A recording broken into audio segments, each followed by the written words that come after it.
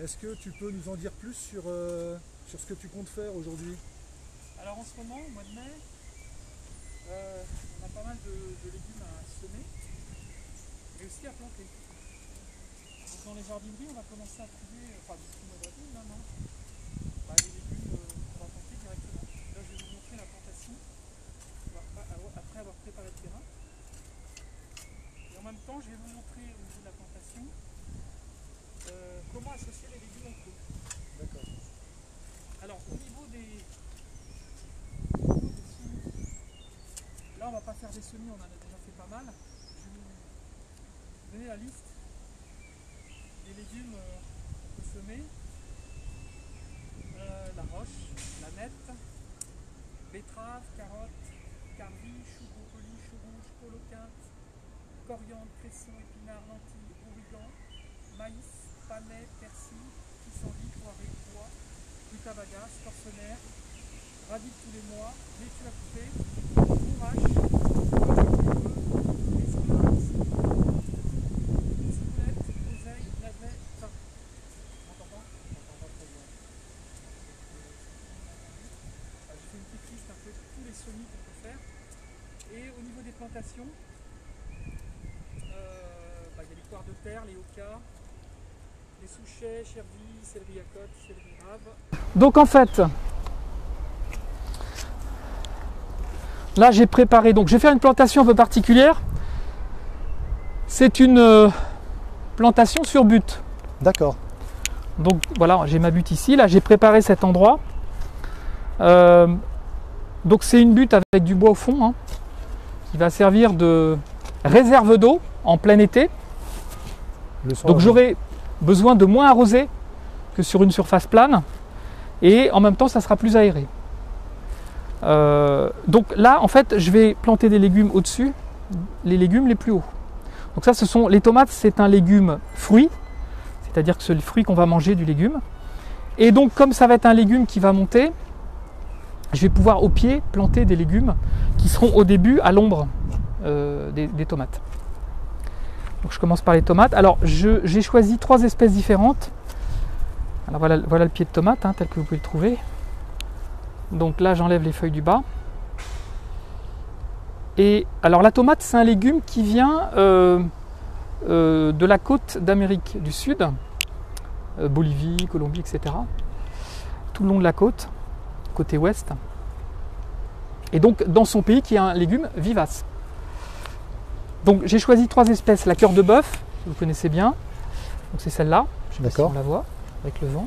Tu arrives à les reconnaître comme ça? Non, j'arrive à les reconnaître parce que j'ai une petite étiquette. C'est marqué dessus, voilà. D'accord. Il y a beaucoup de vent aujourd'hui. Alors celle-là c'est la Green Zebra, c'est marqué là-dessus. Donc la cœur de bœuf c'est une grosse tomate.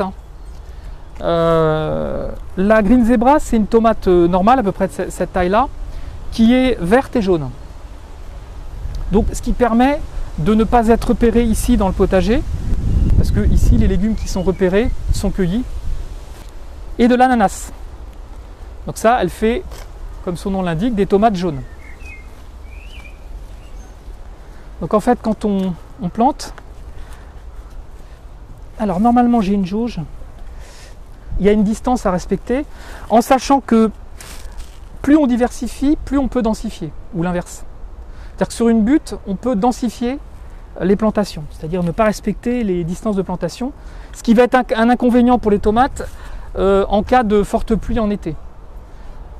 Pourquoi on va favoriser l'éloignement, enfin l'écartement des tomates, c'est pour qu'il y ait le plus d'aération possible, pour que quand il pleut, s'il y a du vent, ça sèche plus vite, que le vent circule entre les pieds de tomates. Donc là j'ai fait une petite jauge de 60 cm de large, ce qui me permet rapidement de faire mes plantations. Par exemple, je plante mon premier pied là, voilà, ici. Alors les tomates, si vous voulez vous rapprocher, hop, le petit truc pour les tomates, c'est que c'est une plante qu'on peut planter, qu'on peut enterrer. On peut enterrer la tige parce qu'elle va donner des racines. Et donc elle va s'implanter mieux. Donc on peut vraiment la planter profondément, enlever les feuilles du bas, voyez, et l'enterrer Donc ça va favoriser des nouvelles racines sur la tige ici. Et donc permettre au pied de mieux tenir. Donc là je mets l'étiquette pour savoir ce que j'ai planté. Et voilà, la distance normale c'est 60 cm entre deux pieds. Cœur de bœuf. Voilà, donc l'autre pied je le mets là. Donc la plantation toujours pareil, hein. Je plante, hop. Là je vais l'enterrer un peu plus, voilà. On enlève les feuilles du bas. Hop. Et l'autre pied. Donc là on a d'ananas, la cœur de bœuf et il me faut de la green zebra. Donc j'enlève les feuilles du bas. Alors là on peut remarquer sur les feuilles du bas, je ne sais pas si on le voit, qu'à l'aisselle des feuilles, entre la tige et la feuille, il y a une petite pousse. Ça c'est des gourmands qu'on enlèvera par la suite, pour éviter que le pied se disperse, dans le sens où la sève elle ne va pas aux fruits, elle va pour des nouvelles feuilles. Voilà, je les enterre bien profondément. Voilà. Hop.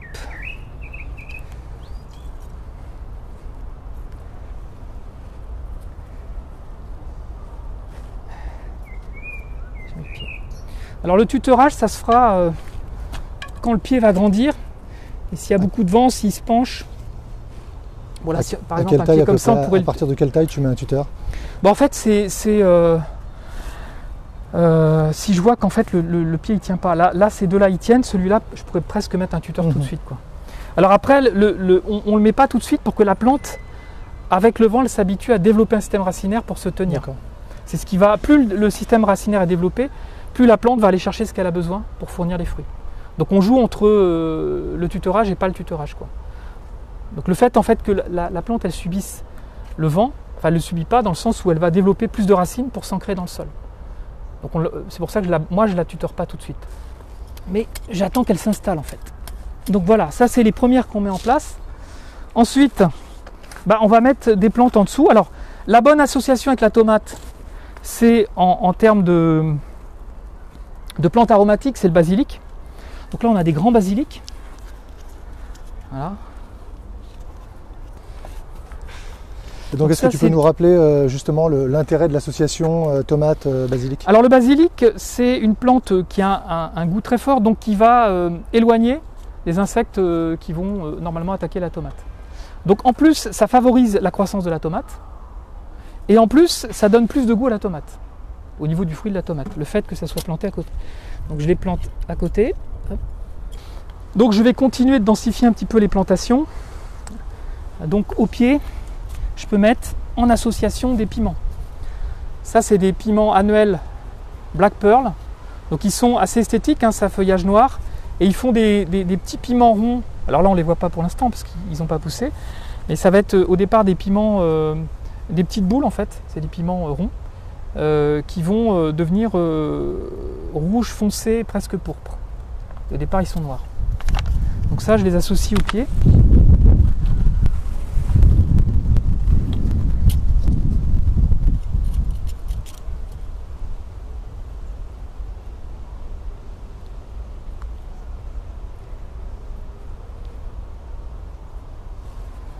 Hop.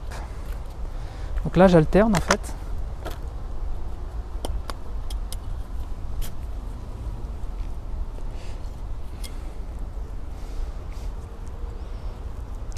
Il y a Solange qui nous pose une question.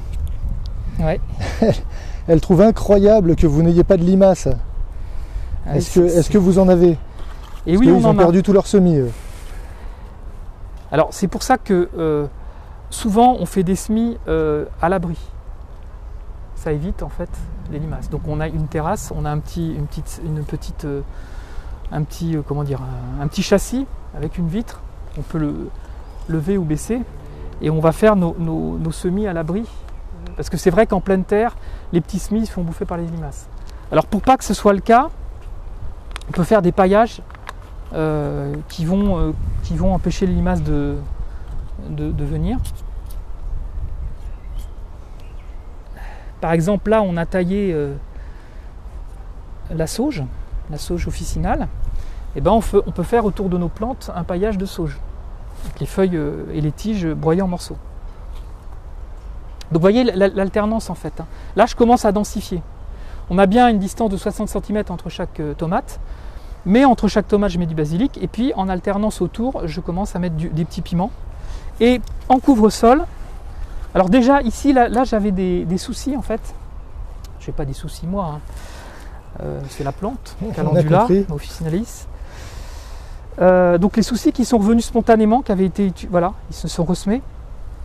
Et donc ça c'est une plante intéressante à associer à la tomate, parce que c'est une plante qui va protéger la tomate des autres insectes. Elle va attirer notamment les pucerons. Alors une des plantes qui attire le plus les pucerons qu'on peut associer avec les pieds de tomate, c'est les capucines. Donc là on a les soucis. On a aussi une autre fleur qu'on va associer, pardon, voilà, c'est l'œillet d'Inde, la tagette, qui va être un répulsif au niveau du sol pour les nématodes, donc les micro-vers du sol qui attaquent les racines des tomates. Alors c'est des plantes qui ont une odeur assez forte et c'est des plantes répulsives pour les insectes. J'enlève délicatement. Hop. Et je le mets en alternance. Voilà. Donc finalement là tu les plantes assez proches des basiliques. Je densifie en fait. Ouais. Et les systèmes racinaires des différentes plantes ne vont pas se gêner? Non. D'abord parce que c'est une butte. Donc le principe de la butte, c'est que pour une même surface, ça prend moins de place au niveau du sol. Puisque si tu prends une feuille de papier et que tu en fais une butte, tu vois, eh ben, tu as la même surface sur moins d'espace. Donc du coup, mine de rien, j'ai quand même une surface. Après, il y a des règles. Tout ce qui va être en hauteur, je vais le mettre au milieu. Et puis tout ce qui va être en pan, pour tenir la butte, là ici, je vais mettre d'autres plantes. Donc là, j'ai le nom latin. La tagette. Donc du coup, je vais mettre... Alors, avant de mettre les courges, je peux mettre au pied des salades, au pied des tomates, je peux mettre des salades aussi. Ça s'associe avec les tomates. Donc les salades qui sont des petits plants pour l'instant n'auront pas trop d'ombre puisque la tomate n'est pas grande.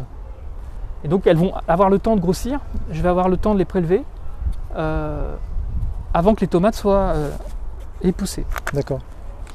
Pour les différents emplacements, quand tu plantes par exemple tes piments, à telle distance ou à tel endroit par rapport à tes tomates ou ton basilic, il y a quelque chose qui est conseillé ou tu le fais comme ça? Alors normalement, dans tous les légumes, dans toutes les plantes d'ailleurs, on a une distance de plantation qui est liée à l'espace que va prendre la plante une fois qu'elle aura grandi. Sauf quand on travaille par exemple sur une butte, qu'on densifie. On s'en fiche, ce qui permet de densifier, c'est la diversification. C'est-à-dire que ce n'est pas une monoculture. Là, on a des cultures très différentes. Et donc, on va alterner des salades avec des piments, avec des fleurs. Et avec des légumes plus hauts. Donc, en fait, ça va éviter qu'il y ait une propagation de maladies ou de ravageurs. Du coup, là, on en est déjà à 4 types de plantations sur la butte. Voilà. Il y a une 5e de prévue ou... Eh oui. Ah. C'est la surprise du chef. Enfin, il y a une courge et un concombre. Donc la courge, en fait, je ne vais pas en mettre beaucoup parce que très rapidement, ça va coloniser tout le sol. Mais les courges, c'est ce qui va s'enraciner en fait tout le long de la butte et c'est ce qui va permettre à la butte de tenir sur les côtés. D'accord. Et je la récolterai bien plus tard. Donc par exemple, je la mets là. Tu parlais de la récolter plus tard, c'est quoi? C'est fin d'été, début automne? C'est en automne, c'est fin octobre. Fin octobre. Alors que là, les tomates, c'est l'été. Le basilic, on peut déjà récolter les feuilles. Juste une question, le développement rapide des feuilles de courge qui prennent un certain volume ne va pas gêner les plantes qui poussent à côté? En les mettant maintenant, le plus fort de leur développement sera en plein été. Mais les tomates seront déjà à une certaine hauteur, donc elles seront déjà dégagées de ça. Et puis les salades seront déjà récoltées. Puisque là on a des petits pieds, dans 3 semaines on peut commencer à récolter les feuilles de salade. Tu prends en compte le calendrier en fait. Voilà, tout à fait. Les associations tiennent compte de ça. Donc là, la courge que j'utilise, c'est la courge vif d'Étampes. Donc c'est une courge d'Île-de-France qui a été développée en Île-de-France. Et donc c'est ce que je favorise aussi dans les variétés que j'utilise. Utilisez les variétés qui sont de votre région, qui ont été développées dans votre région. Ça veut dire qu'elles seront adaptées et c'est une des clés de la réussite. Dans leur pays, par exemple, la tomate, dans son pays, elle est vivace. C'est-à-dire qu'elle perdure plusieurs années en traversant les hivers qui sont moins froids. Ici, elle est employée comme une plante annuelle parce qu'elle ne peut pas passer l'hiver. Donc c'est pour ça qu'on l'emploie en annuel en été. Mais depuis qu'elle a été introduite en France, on a développé des variétés qui sont plus adaptées au nord de la Loire et d'autres plus au sud de la Loire. Donc les courges, et là on va mettre un concombre. Très bien. Donc voilà, tout le long de la butte en fait, je vais mettre. Alors là, par contre, les courges, je les espace. Hop, voilà. Donc j'imagine que tu aurais pu remplacer des courges par des courgettes. Dans les légumes d'été, on avait parlé de melon à un moment. Là, les courges, ça va être un légume d'automne. Hein. Mm-hmm. Tu vois, donc mais tu les plantes maintenant. Oui. Voilà. Donc le temps que ce légume se développe, les autres légumes d'été commenceront à produire. Mm. La courge vive d'étampes ne produira que fin octobre. Elle ne produira pas en même temps que les autres. Là par contre, je mets du concombre qui va produire cet été. D'accord. Mais l'idée en fait d'utiliser des courges sur les pans de la butte, c'est de la tenir aussi. Parce que la courge en fait, elle va se développer comme ça et elle va coloniser le terrain sur le côté. Donc voilà, vous voyez, c'est assez densifié les plantations. Alors ce que je voulais montrer aussi, c'était... donc là on a fait une association de légumes entre eux, de légumes avec des fleurs, hein, comme l'œillet d'Inde, la tagette, contre les nématodes, avec les aromatiques, comme le basilic, et avec les courges. Donc tout ça, ça va prendre de l'espace, après ça va prendre sa place, chacun va prendre sa place en fait. Donc je peux rajouter les soucis, et ensuite, qu'est-ce qui va se passer ensuite? Je vais arroser.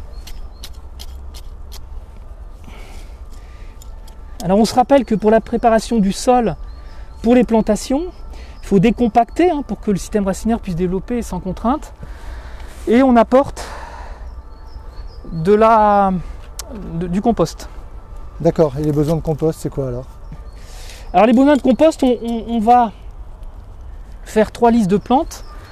Alors on sait que les tomates, les courges, les aubergines, etc., c'est des légumes qui ont besoin qu'on appelle les légumes gourmands. En fait, il y a 3 listes de légumes, les gourmands, les bons mangeurs et les sobres.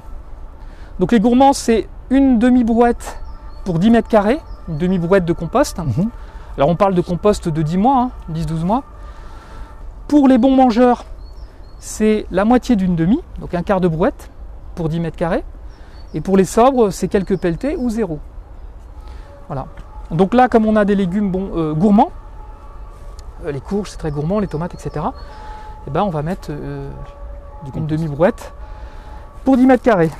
Donc maintenant, ce que je peux vous proposer, s'il n'y a pas de questions, j'ai une question. C'est de faire une plantation sur terrasse. Très bien. Rapidement. On va y aller, mais sur le chemin, je peux te poser la question. Bien sûr. C'est que tu peux me la poser quand j'arrose. Bien sûr. Il y a quelqu'un qui constate que les plants que tu as mis en place sur ta butte sont bien développés déjà. Ouais. Et elle voulait savoir si ça a été fait en semis par vous, par vos soins, ou si vous les avez achetés. Alors c'est le centre de production de la ville de Paris à Rungis qui produit les légumes. Donc moi je fais des semis à la maison du jardinage dans une petite serre, je fais quelques semis, mais par sécurité, j'utilise aussi des légumes qui sont produits par le centre de production puisqu'ils ont tous les moyens pour produire des légumes de qualité. Ouais. Les serres qu'il faut, etc. etc. J'invite Solange à aller voir la vidéo sur le centre de production horticole qu'on a fait la semaine dernière et qui montre effectivement dans quelles conditions ils travaillent pour produire les plantes, sachant qu'ils produisent ce dont on vient de parler, mais ils produisent l'essentiel des plantes qui sont à Paris, dans les jardins, voilà. Dans les massifs, dans les rues. Voilà. La ville de Paris a un centre de production interne sur la commune de Rungis, Fresnes et Achères, enfin sur 3 communes. Ils ont des pépinières, ils produisent tous les végétaux. sauf cas exceptionnel, mais on produit les arbres, les arbustes, les annuels, bisannuels, vivaces. Et donc là, du coup, aussi, quelques légumes. Alors moi, en fait, pour aller plus loin dans l'explication, je fais moi-même ma propre sélection de graines de légumes et je les emmène à Rungis pour qu'ils les fassent pousser dans les meilleures conditions. Moi, j'en sème une partie dans la serre, puisque j'ai une serre ici. Et donc du coup, là, je peux avoir des légumes que je choisis moi pour le potager. D'accord. Donc voilà, là on a arrosé. Du coup, on va aller... Donc on va aller sur la terrasse et puis voilà, on va voir comment... Enfin, c'est assez simple. Hein. Quel type de pot il faut. Ok, c'est parti. Donc on peut faire pousser des légumes sur un balcon, une terrasse. On peut faire pousser des aromatiques sur une jardinière, au bord d'une fenêtre. Tout est question de profondeur du récipient. Est-ce que vous savez quelle est la profondeur minimale pour faire pousser des légumes hors sol, hein, donc dans un bac? En attendant, on se dirige vers la maison du jardinage. Pour ceux qui ne connaissent pas, on est au parc de Bercy. Je vous invite à venir faire un tour puisque dès après-demain, samedi, le lieu sera ouvert à nouveau au public. On est au centre de Paris, dans le 12e arrondissement, en plein parc de Bercy. Et donc ce lieu constitue le pôle ressources pour tout ce qui est question de jardinage. Alors bienvenue sur la terrasse de la maison du jardinage. Donc qui est à l'ombre des nuages en ce moment. Voilà, on peut utiliser ce type de pot. Donc là il est prêt, hein, avec le substrat qu'il faut. On a un substrat assez léger, mais là le pied de tomate il va pousser dedans. Et donc j'ai choisi 3 plantes que vous reconnaissez. Ben, je dirais basilic, tomate et poivron. Pas poivron, piment, je confonds toujours. Bravo. Donc on plante d'abord les tomates. Donc les tomates, hein, je vous rappelle, on peut les planter, on peut enterrer la tige. Parce que là, il y a un système racinaire qui va se développer, qui va tenir le pied. Il y a des questions sur la taille des plants que tu as mis tout à l'heure sur la butte. Ouais. Ils s'interrogeaient parce que des personnes qui nous suivent qui ne sont pas d'accord sur la taille, ils faisaient à peu près combien? 30 cm de haut? Les pieds de tomate? Oui. Le pied de tomate, il fait... Ceux qu'on a plantés tout à l'heure, ils étaient un peu plus grands que celui-ci. 30, 40, ouais. 30-40. 30-40, ouais. Ok. Est-ce que le melon peut s'associer au type de plantation qu'on a fait aujourd'hui? Alors le melon, c'est un légume très gourmand. Hein. Oui. D'ailleurs, Solange pose la question, mais est-ce qu'il y a une chance d'avoir du melon à Paris, quoi? Oui. Ouais. Ouais, il faut le mettre dans un endroit très ensoleillé. Il faut que le sol soit réchauffé. Et il faut que la période pendant laquelle il pousse soit ensoleillée et chaude. Ok. Mais bien sûr, ouais. Alors la région la plus... la meilleure région pour le melon, on connaît le melon de Cavaillon, hein, dans le sud de la France.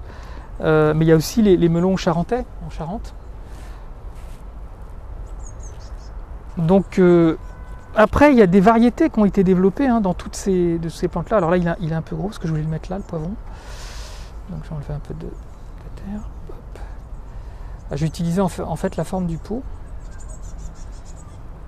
Finalement, son système racinaire va s'adapter, va aller chercher, va retourner dans le gros... Voilà, puisque là, il y a un... Voilà, c'est le principe d'ailleurs il y a des gens qui cultivent comme ça plein de fraisiers dans un silo vertical, ouais, pour augmenter la productivité.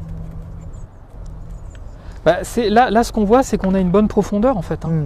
Donc on aura un bon développement du système racinaire. Donc là, je vais mettre le basilic à côté de la tomate. Je l'associe. Voilà. Donc effectivement, les pieds de basilic, je comprends les commentaires, ils sont très hauts. Donc là, ils ont super bien poussé au centre de production de Rungis, de la ville de Paris. Ça prouve qu'ils sont très doués pour faire pousser les plantes. Ah, ils sont très... Ouais. Oui, mais voilà, ils font aussi, comme vous avez dû voir, ils font aussi des recherches pour améliorer le système de production des plantes sans polluer, sans utiliser des éléments polluants. C'est ça. Donc après, toujours à chaque plantation, même s'il pleut, on arrose. Alors l'arrosage, il sert à mettre en contact le substrat avec les racines, avec la motte, et donc permettre un meilleur redémarrage de la plante. Voilà. Alors là, ce que je fais quand je commence comme ça, c'est que je plombe. C'est-à-dire que le poids de l'eau va mettre en contact la terre avec les racines. Bon, puis en plus, tu as plein d'autres espaces Voilà. qui vont pouvoir être utilisés dans les semaines à venir. Exactement. Ah ben super. Voilà. Ben, merci beaucoup Franck. Si vous n'avez pas Merci à d'autres vous. questions, je pense qu'on va arrêter la vidéo là. On se retrouve de toute façon la semaine prochaine pour un direct. Je crois que ce ne sera pas toi, ce sera ta avec collègue Anne. Ouais. Et sur laquelle on abordera la plantation du fraisier. Exactement. Plantation et palissage. paillage Ouais. des fraisiers. On vous dit à très bientôt. N'oubliez pas d'aller sur l'agenda Que faire à Paris pour regarder le calendrier de juin qui vous proposera tout un tas d'activités. Et n'oubliez pas non plus d'aller consulter la chaîne YouTube pour voir cette vidéo et d'autres que vous auriez pu manquer. Je vous souhaite à tous un très bon week-end. Je vous dis au Bon revoir. week-end à tous. Salut Franck, à bientôt. À bientôt.